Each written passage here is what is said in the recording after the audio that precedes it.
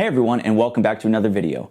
This one is going to focus on something that I've seen a lot of students struggle with, and I think I know a pretty good solution to help them through it. And that is counting and playing ties, especially when connected to different rhythms and over the bar line. One of the reasons why I think a lot of people struggle with counting and playing ties, especially while they're sight reading, is that once they get into a long note, they kind of don't know where to count. Do they start counting at the beginning of the note? Do they keep the 1, 2, 3, 4 going? So I think I have a good solution here. My process is pretty simple and straightforward, and I'm sure a lot of you already do this, and that is to delete the ties completely when you're first counting through it and playing through it, and then adding them in after. The trick to this is that you're going to be learning where all the individual rhythms of every single note are in the measure. You're going to play it all the way through in context, then you're going to add the ties back in, still feeling those same rhythms. And when I say feeling those rhythms, I don't mean you actually have to do an accent on them or a breath accent or something to note where the downbeats are or where the upbeats are where the notes start. But if it helps you, you can do that at first and then put it really back into context. To explain this concept, I'm going to play a couple examples without the ties and I'm going to add the ties back in. I think you'll know some of these as well.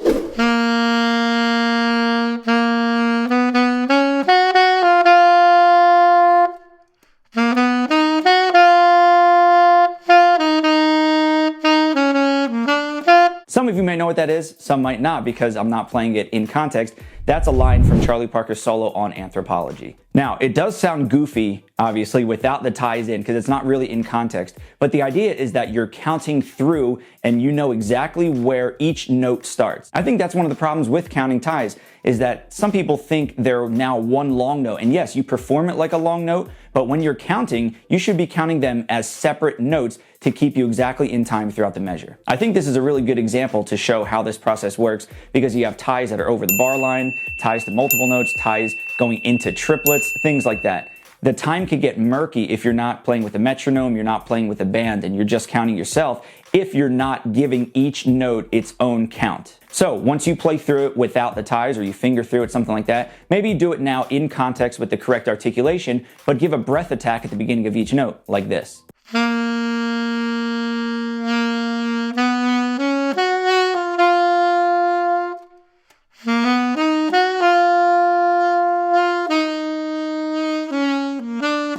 Now that part might be a little harder for you. You might just want to skip from playing it with no ties at all to fully in context. Whatever you think is better for you. Whatever works for you is the best way. Message! Now I'm going to play that line again. Same tempo, but now actually in context.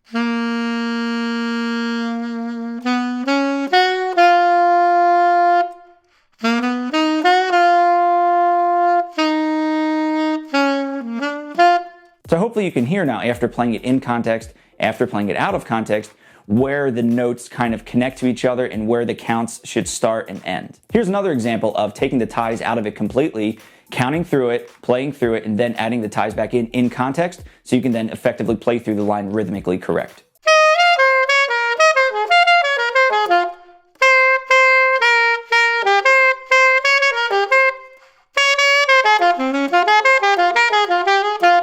I think some of you might know that that is interplay, but without the ties in there, it really sounds weird.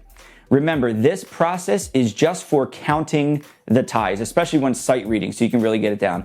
It's, if you know the tune and you're looking for concepts and how to actually approach playing the tune with style, this is not it. This is just for counting. So now let's go back. Let's add those ties back in at that same tempo, still thinking of each note as its own thing in the measure. You should count every single note separately, even when you play the ties now. So count the same way you did when you were playing no ties. Now put the ties back in.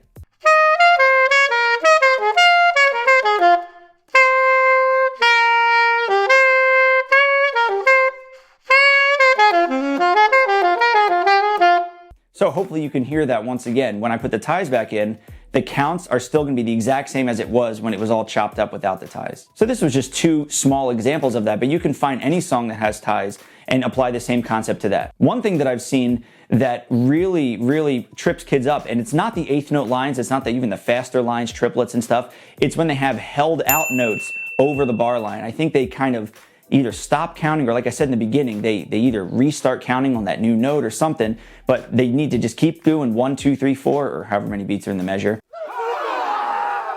and keep counting every single note as a new note, whether it's tied, whether it's held out over the bar line or not. count each note that you see as a separate note, even when you're articulating them as one long note all tied together. So I hope this video helped you in some way, whether you're having trouble with it yourself or you're trying to teach this concept to someone. I'm just coming from my own personal experience here with everything I do. So if you know of a better way to do it, please let me know in the comments below. I'd love to hear it. Also, if you've had success with this way in the past, I'd also love to hear that as well. Or if you tried this and it worked, that'd be really great to hear. Thanks so much for watching.